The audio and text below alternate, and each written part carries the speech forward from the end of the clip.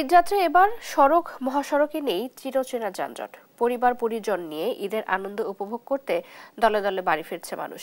সকাল থেকে ঢাকা ময়মনসিংহ ঢাকা টাঙ্গাইল মহাসড়কে যাত্রীর ঢল নেমেছে। এতে কোথাও কোথাও যানবাহনের চাপ থাকলেও নেই দীর্ঘ যানজট।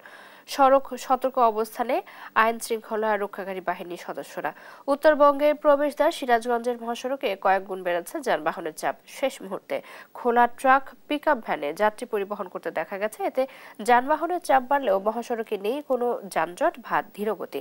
এদিকে ঘরমুখো মানুষের চাপ বেড়েছে পাটুরিয়া দৌলতদিয়া ও আরিচা কাজিরহাট নৌরুটে। পাটুরিয়া দৌলতদিয়া নৌরুটে 17টি এবং আরিচা কাজিরহাট রুটে 6টি ফেরি চালু রয়েছে। যাত্রীদের সুবিধার্থে 25টি লঞ্চও চলাচল করছে।